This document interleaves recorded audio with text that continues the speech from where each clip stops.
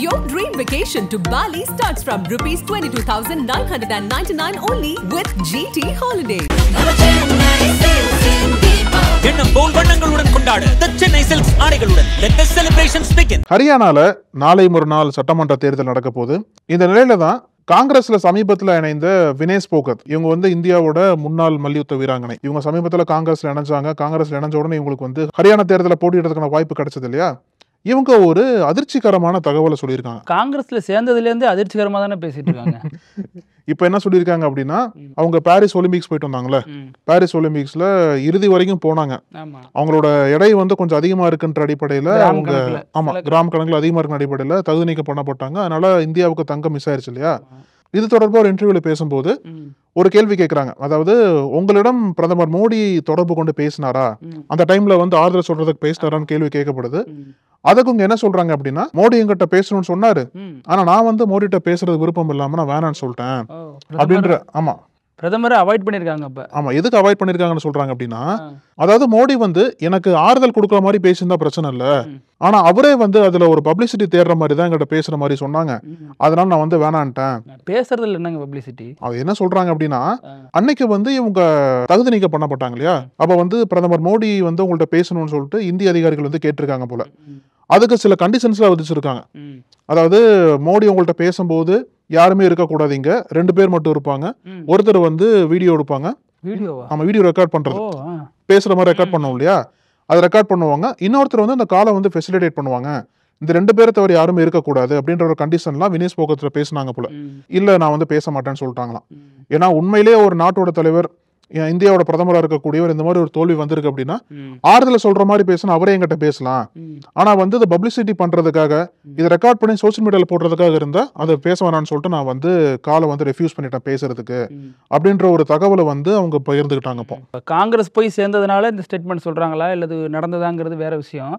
ஆனா ஒரு பிரதமரா ஒரு தகுதி நீக்கம் செய்யப்பட்ட ஒரு வீரர் பக்கத்துல நிக்கிறங்கிறத பிரதமர் மோடி நாட்டு மக்களுக்கு சொல்லித்தானே ஆகணும். அந்த நோக்கத்தில் கூட ஒரு வீடியோ பதிவு பண்ண சொல்லியிருக்கலாம். இந்த அட்ஜஸ்ட்மெண்ட் ப்ராப்ளங்கிறது பல கட்டத்தில் சினிமாவில் நடந்துகிட்டே இருக்குல்ல. இப்போ கேரளாவில் ஒரு கமிட்டி போட்டு இப்போ கண்டுபிடிச்சாங்க. இப்போ அதை நீட்சியாக தெலுங்குலேயும் இந்த மாதிரி நடக்குது அப்படின்னு சொல்லிட்டு நடிகை சமந்தா ஒரு ஸ்டேட்மெண்ட் கொடுத்துருந்தாங்க. அவங்க தான் முதல் முறையாக ஸ்டேட்மெண்ட் கொடுத்தாங்க இல்லையா? இப்போ அவங்கள வச்சே ஒரு சம்பவம் அப்படி நடந்திருக்கு. இப்போ என்ன சொல்கிறாங்கன்னா, அரசியலும் இது உள்ளே வந்திருக்கு. தெலுங்கானாவில் காங்கிரஸ் ஆட்சி நடந்துகிட்டு இருக்கு. இந்த அமைச்சரவையில் அறநிலையத்துறை மற்றும் சுற்றுச்சூழல் துறை அமைச்சராக இருக்கிறவங்க கொண்டா சுரேகா, இந்த பெண்மணி தான் அந்த அமைச்சராக இருக்காங்க. இவங்க என்ன ஒரு ஸ்டேட்மெண்ட் கொடுத்தாங்கன்னா, சமீபத்தில் அவங்களும் ஒரு RSS தலைவரும் இருக்கிற மாதிரி ஒரு புகைப்படம் வெளியானுச்சு. இது தொடர்பாக அவர் RSS காரங்கிற வகையில் ஃபுல்லாக தெலுங்கானால பிரச்சாரம் பண்ண ஆரம்பிச்சிட்டாங்க. அது இல்லாமல் அவர் மீது நிறைய அவதூறும் சொல்லப்படுது. இந்த நிலைமையில தான் காங்கிரஸ் தெலுங்கானா அலுவலகத்தில் செய்தியாளரை சந்திச்சவர் ரொம்ப படபடன்னு பேசியிருக்காரு. என்னை வேணும்னே BRS கட்சி தலைவர்களும் தொண்டர்களும் சேர்ந்து என்னை டார்கெட் பண்றாங்க, என்னுடைய அரசியல் வளர்ச்சி அவங்களுக்கு பிடிக்கல அப்படின்னு சொல்லிட்டு புதுசா ஒரு ஸ்டேட்மெண்ட் சொன்னார். முன்னாள் தெலுங்கானாவுடைய முதல்வராக இருக்கக்கூடிய சந்திரசேகர் ராவ் இருக்காருல்ல, அவருடைய மருமகனும் BRS கட்சியினுடைய செயல் தலைவருமான KT ராமாராவுங்கிற ஒருத்தர் இருக்காரு. ஸோ இவர் நிறைய நடிகைகளோட வாழ்க்கையை சீரழிச்சிருக்காரு. இதனால் இவரால் பல பெண்கள் வாழ்க்கை சீரழிஞ்சிருக்கு. குறிப்பா இந்த சமந்தா இருக்காங்கல்ல, நடிகை சமந்தா, அவங்க எதனால இப்ப டைவர்ஸ் ஆனிச்சுன்னு நினைக்கிறீங்க? அதுக்கு இவர் தான் காரணம், ஒரு மாதிரி தகாத உறவுக்கு அழைச்ச மாதிரி ரொம்ப கடுமையா சொல்லிட்டாங்க. அதாவது சமந்தாவும் நாக சைத்தன்யாவும் டைவர்ஸ் பண்ணதுக்கு இவங்க தான் காரணம்னு சொல்லுவாங்க. ஆமா, ஓப்பனாவே சொல்லிட்டாங்க பிரஸ் முன்னாடி. ஸோ இது உடனே காட்டு தீயா பத்திக்கிச்சு. இதுக்கு சமந்தா கடுமையான கண்டனங்களை தெரிவிச்சிருந்தாங்க. உங்களுடைய அரசியல்னா நீங்க உங்க அரசியலை பேசுங்க, என்னுடைய தனிப்பட்ட வாழ்க்கையை பத்தி பேசாதீங்க. நானும் அவரும் சம்பந்தப்பட்டு தான் அந்த முடிவை எடுத்தோம், ரொம்ப ஒரு ஸ்மூத்தான நிலையில தான் அந்த முடிவை நாங்க அறிவிச்சோம், இதுல வேற எந்த நீங்க சொல்ற மாதிரி காரணங்களும் இல்ல, இதையெல்லாம் வச்சு அரசியல் பண்ணாதீங்கன்னு ரொம்ப கடுமையா காட்டமா சொன்னதுமே அந்த அமைச்சர் இப்ப மன்னிப்பு கேட்டிருக்கதாகவும் தகவல் வெளியா இருக்கு. ஆனா அதுக்கு முன்னாடி KT ராமாராவ் இருக்காரு இல்லையா, அவரு கொண்டா சுரேகாவுக்கு நோட்டீஸே அனுப்பிச்சிட்டார். என்ன அவமதிக்கும் விதமா நீங்க ஒரு கருத்தை சொல்லியிருக்கீங்க அப்படின்ற பேர்ல நோட்டீஸ் அனுப்பிச்சிட்டாரு. இது அங்க ஒரு அரசியல்ல ஒரு பெரிய புயலையே கிளப்புச்சு. ரெண்டாவது, சமந்தாவை தாண்டி நாகார்ஜுனா, ஜூனியர் NTR, அப்புறம் இன்னும் பல தெலுங்கு நடிகர்கள்லாம் இதுல ஒண்ணு சேர்ந்து இந்த மினிஸ்டர் ரொம்ப எதிர்த்து பேச ஆரம்பிச்சிருக்காங்க. இதுதான் ஒரு பெரிய பின்னடைவா போன சமயத்துல அவங்க சொன்ன கருத்தை நான் பின் வாங்கிக்கிறேன்னு சொல்லிட்டு அவங்களும் அறிவிச்சிருக்காங்க. இப்போ அதாவது அரசியலுக்கு பதில் சொல்ல போறங்கிற பேர்ல தேவையில்லாம இழுத்து விட்டு இப்போ அது ஒரு பிரச்சனையா இருக்கு தெலுங்கானா காங்கிரஸ்ல. இப்போ கர்நாடகா காங்கிரஸ்ல ஏற்கனவே பல பிரச்சனைகள் போயிட்டு இருக்கு இல்லையா? முதல்வர் சித்தராமையா அகைன்ஸ்டா முத்தா ஸ்கேம் வந்துச்சு. அதுல வந்து இப்போ சமீபத்துல அந்த முத்தா ஸ்கேம்ல இடி வந்து உள்ள வந்திருக்காங்க. அதாவது சித்தராமையா அகைன்ஸ்டா இடி வந்திருக்கிறது பெரிய பேசு பொருளா மாறின சமயத்துல தான் இப்போ இன்னொரு கம்ப்ளைண்ட்டும் ஃப்ரெஷ்ஷா அவர் மேல பதியப்பட்டிருக்கு. இந்த கம்ப்ளைண்ட் என்ன சொல்றாங்க அப்படின்னா, சித்தராமையா வந்து இந்த முத்தா ஸ்கேம் முறைகேட்ல சாட்சிகளை கலைக்க பார்த்தாரு அப்படின்ற ஒரு வழக்கை வந்து இப்போ ஃப்ரெஷ்ஷா பதிஞ்சிருக்காங்க. இது மேலும் அவருக்கு நெருக்கடியா முடிஞ்சிருக்கு. ஏற்கனவே வந்து லோக் ஆயுக்தா கோர்ட் இருக்குல்ல, அந்த கோர்ட் வந்து இவர் மேல எஃப்ஐஆர் போட்டாங்க சித்தராமையா மீது. அதை தொடர்ந்து இடியுமே வந்து உள்ள நுழைஞ்சு சித்தராமையாவுக்கு ஒரு பெரிய நெருக்கடியை ஏற்படுத்தினாங்க. இப்போ அதை தொடர்ந்து ஒரு இந்த கம்ப்ளைண்ட் வந்ததுனால இன்னுமே அவருக்கு வந்து நெருக்கடி முற்றி இருக்குன்னு தான் சொல்லணும். அது மட்டும் இல்லாமல் இப்போ இன்னொரு சர்ச்சையிலும் சித்தராமையா சிக்கியிருக்காரு. அது என்னன்னா, அக்டோபர் 2ஆம் தேதி காந்தி ஜெயந்தி விழா இருக்குல்ல, இதையொட்டி வந்து அரசு சார்பில் கொடியேற்ற விழா ஒன்று ஏற்பாடு பண்ணியிருக்காங்க. அதில் வந்து கர்நாடக முதல்வராக இருக்கக்கூடிய சித்தராமையா கொடியேற்ற போறாரு. கொடியேற்ற போன உடனே தொண்டர்கள்லாம் பார்த்துட்டு பதறி போயிட்டாங்க. என்ன தலைவர் இவ்வளோ கெட்டுக்க போயிட்டாருன்னு சொல்லிட்டு என்ன பிரச்சனைனா, ஷூ போட்டுட்டே போயிட்டாரு. இந்த செப்பலை கலட்டாமலே தேசிய கொடி ஏற்ற போயிட்டாரு. இந்த பல ப்ரெஷரில் வந்து இதிலே தெரியுது அவங்களுக்கு, தண்ணியிலே மறந்தது பண்ணிட்டு இருக்காரு. அப்போ வந்து ஒடியாந்து ஒரு தொண்டர் வந்து இந்த ஷூவை கலட்டுறாரு. இது சர்ச்சை ஆகல. அந்த தொண்டர் கையில் தேசிய கொடி இருந்திருக்கு. அந்த தேசிய கொடி கையில் வச்சுட்டு இன்னொரு கையில் ஷூவை தொடுறதா, இது தேசிய கொடிக்கு நடந்த அவமானம். இது வந்து இது குறித்து கர்நாடக முதல்வரான சித்தராமையா கண்டிப்பாக மன்னிப்பு கேட்டே ஆகணும் அப்படின்னு சொல்லிட்டு பாஜக உள்ளிட்ட எதிர்க்கட்சிகள் கடுமையான கண்டனங்களை முன் வச்சுட்டு வராங்க. இது ஒரு பக்கம். இன்னொரு பக்கம் வந்து அதே கர்நாடகாலேயே மதசார்பற்ற ஜனதா தளம் சொல்லிட்டு ஒரு கட்சி இருக்கு. அதாவது பாஜகவோட கூட்டணி கட்சி. இந்த கட்சியோட தலைவர் ஹெச்டி குமாரசுவாமி இப்போ மத்திய அமைச்சராகவும் இருக்கார். இந்த கட்சியை சேர்ந்த பிரஜ்வல் ரேவண்ணா மீது தான் லோக்சபா தேர்தல் அப்போ பல்வேறு அதிர்ச்சிகரமான குற்றச்சாட்டுகள்லாம் வந்துச்சு. அதுக்கப்புறம் ஒரு ஜெர்மனிக்கு போனார், இந்தியாவுக்கு வந்து, அதெல்லாம் வேற கதை. இப்போ இந்த கட்சியில என்ன போயிட்டு இருக்கு அப்படின்னா, இந்த கட்சியில வந்து ஒரு பெரிய சலசலப்பு ஏற்பட்டிருக்கு. என்ன அப்படின்னா, கர்நாடகாவை சேர்ந்த ஒரு பிசினஸ்மேன், அவர் வந்து விஜய் டாட்டான்னு பேரு. டாட்டா? ஆமா, விஜய் டாட்டா. இவரு கர்நாடகா போலீஸ்ல போயிட்டு ஒரு கம்ப்ளைண்ட் ஃபைல் பண்றாரு. என்ன அப்படின்னா, நான் வந்து மதச்சார்பற்ற ஜனதா தளத்தோட சோசியல் மீடியா விங் இருக்கும் இல்லையா, அந்த சோசியல் மீடியா விங்கோட நான் துணை தலைவராக செயல்பட்டு இருக்கேன்.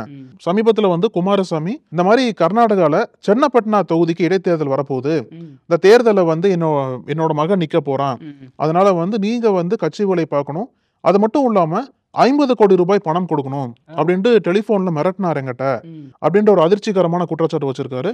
அதற்கு அவர் என்ன சொல்லியிருக்காரு அப்படின்னா, டெலிஃபோன்ல என்கிட்ட அவ்வளோ பெரிய தொகையெல்லாம் இல்லை, அதனால கொடுக்க முடியாதுன்னு சொல்லியிருக்காரு போல விஜய் டாட்டா. அதற்கு மீண்டும் வந்து ஒரு மிரட்டல் விடுத்ததா குமாரசாமி மீது ஒரு குற்றச்சாட்டு எழுந்தது.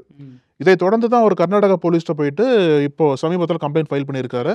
ஆனா இதுக்கு ரெஸ்பாண்ட் பண்ற விதமா மதசார்பற்ற ஜனதா தளம் என்ன சொல்றாங்க அப்படின்னா, விஜய் டாட்டா யாருன்னு எங்களுக்கு தெரியாது அப்படின்ற ஒருத்தரே கட்சியில கிடையாது, அவருக்கும் கட்சிக்கு எந்த விதமான சம்மந்தமும் கிடையாதுன்னு சொல்லிட்டு இவங்க இன்னொரு வகையான கதையை சொல்ல ஆரம்பிச்சிருக்காங்க. இப்போ தமிழ்நாட்டில் ஜூலை 5ஆம் தேதி அப்போது பகுஜன் சமாஜ் கட்சியோட தலைவராக இருந்த ஆம்ஸ்ட்ராங் படுகொலை செய்யப்பட்டது மாநிலத்தை தாண்டி இந்தியா முழுக்க பெரிய அதிர்ச்சியை ஏற்படுத்தியது இல்லையா. இந்த வழக்கு சம்பந்தமா இதுவரைக்கும் 28 பேரை கைது பண்ணியிருக்காங்க தமிழக காவல்துறையினர். இதுல வந்து பல்வேறு டெவலப்மெண்ட்லாம் பார்த்தோம். அதாவது அப்ப இருந்த சென்னை போலீஸ் கமிஷனர் மாற்றப்பட்டார், புதிய கமிஷனர் அருண் வந்து நியமிக்கப்பட்டார். இதற்கப்புறம் தொடர்ந்து ரவுடிகள் மீது என்கவுண்டர் பண்ணப்படுறது, தொடர்ந்து கைது பண்ணப்படுறதெல்லாம் பார்த்துட்டு இருக்கோம் இல்லையா. 2 ரவுடி என்கவுண்டர் பண்ணாங்க. இப்போ இன்னைக்கு வந்து ஆம்ஸ்ட்ராங் கொலை வழக்குல சார்ஜ் ஷீட் ஃபைல் பண்ணியிருக்காங்க, குற்றப்பத்திரிகை வந்து அபிஷியலா ஃபைல் பண்ணியிருக்காங்க. இதுல தான் மேலும் திடுக்கிடும் தகவல்கள்லாம் வந்திருக்கு. சொன்ன மாதிரி கிட்டத்தட்ட 5000 பக்கத்துக்கு குற்றப்பத்திரிகை தாக்கல் பண்ணியிருக்காங்க. இதில் மெயினாக 3 மிக முக்கியமான குற்றவாளிகளை அந்த வழக்கில் அடையாளப்படுத்துகிறாங்க. ஒன்று யாருன்னா, சிறையில் இருந்தபடி வட சென்னையை தன் கட்டுக்குள்ளே வச்சிருக்காருன்னு சொல்லப்படுற ரவுடி நாகேந்திரன், அவர் தான் A1 அக்யூஸ்டாக சேர்க்கப்பட்டிருக்காரு.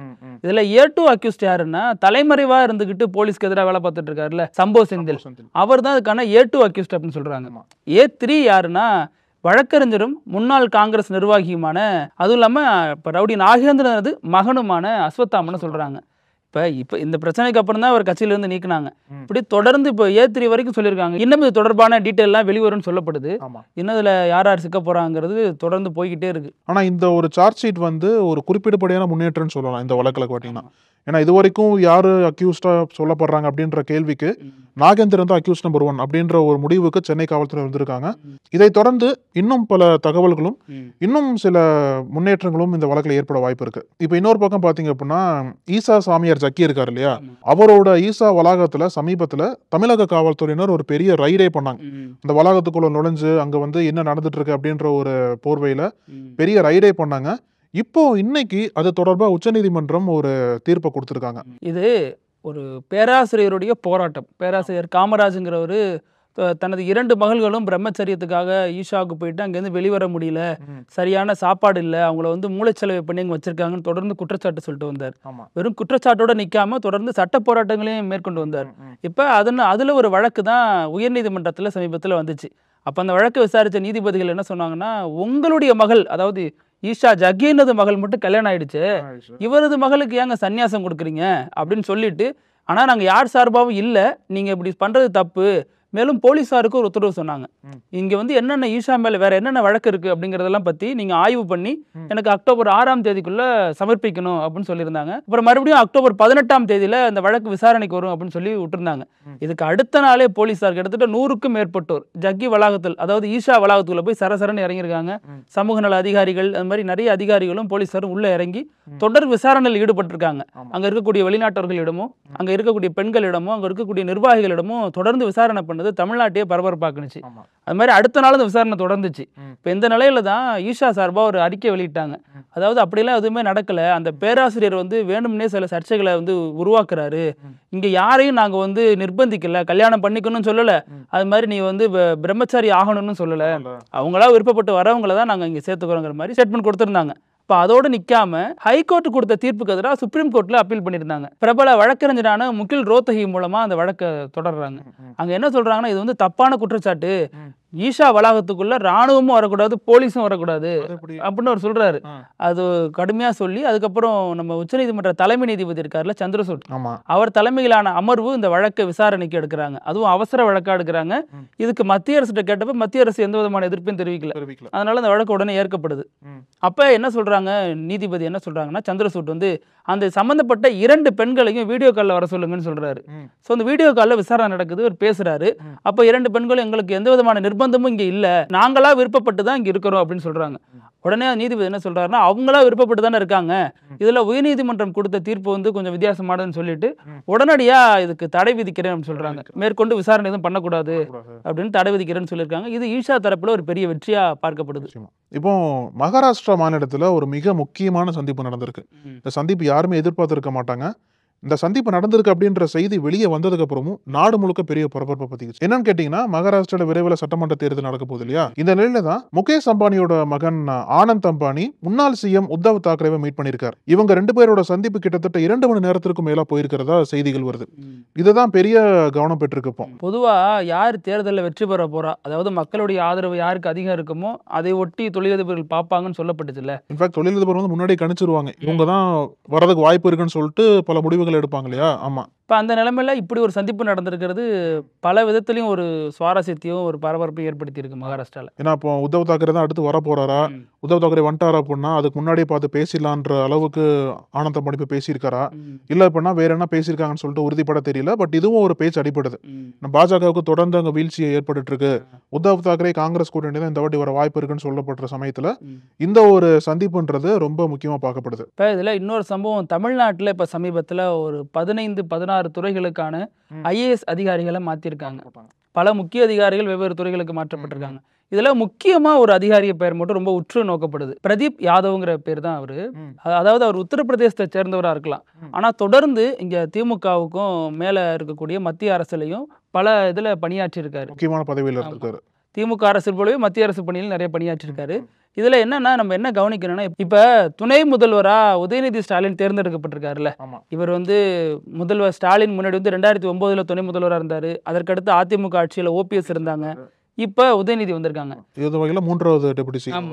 ஸோ இவருக்கு தான் ஒரு தனி செயலாளராக நியமிக்கப்பட்டிருக்காரு. முன்னாடி உயர்கல்வித்துறையில செயலாளராக இருந்திருக்காரு. இப்போ உதயநிதி ஸ்டாலினுக்கு நியமிக்கப்பட்டிருக்காரு பிரதீப் யாதவ். ஆமா. இப்போ இது விஷயம் இல்லை, இதுல இவருடைய வரலாறு என்ன அப்படின்னு பார்த்தா, இவர் வந்து முன்னாடி 96-2001 திமுக ஆட்சி நடந்துச்சு. அப்போ வந்து முதல்வர் அலுவலகத்துக்கு அதிகாரி அப்படின்னு சொல்லிட்டு ஒரு சிறப்பு அந்தஸ்துல நியமிக்கப்பட்டாரு இதே பிரதீப் யாதவ். இவர் பிற்காலங்களில் மத்திய அமைச்சராக இருந்தார்ல மூக்க அழகிரி, அவருக்கு தனி செயலாளராக இருந்திருக்காரு. இப்போ உதயநிதிக்கு தனி செயலாளராக நியமிக்கப்பட்டிருக்காரு. ஸோ அப்படி பல வகையில் தாத்தா மகன் பேரன் அப்படின்னு 3 பேருக்குமே அதிகாரியாக பணியாற்றின அனுபவம் இவருக்கு இருக்கு.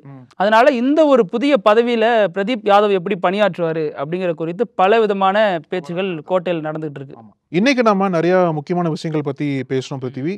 நம்மளுக்கு பேசுறதுக்கு இன்னும் நிறைய விஷயங்கள் காத்திருக்கின்றன. நம்ம தொடர்ந்து பேசலாம். நன்றி. நன்றி அழகு. உங்கள் நக்கீரன் இதழில் கதாசிரியர், தயாரிப்பாளர், இயக்குனர் என பன்முகம் கொண்ட திரைக்கலைஞர் VC குகநாதன் எழுதி வரும் சினிமா கொட்டகை. பரபரப்புக்கு பஞ்சமில்லா தொடர். வாங்கி படியுங்கள். நக்கீரன். நக்கீரன் டிவிக்கு சப்ஸ்கிரைப் செய்யுங்கள். உங்கள் ஆதரவே எங்கள் பலம். ஆசிரியர்களுக்கு நண்பனாகவும் மாணவர்களுக்கு ஆசானாகவும் திகழும் தேர்வு வழிகாட்டி. ஒவ்வொரு பாடத்திற்கும் அனுபவமிக்க ஆசிரியர்களின் துல்லியமான தெளிவான விடைகள். CNC இருக்கு, தேர்வு பயம் எதற்கு? இது தீரன் பப்ளிஷிங் ஹவுஸ் விற்பனை வெளியீடு.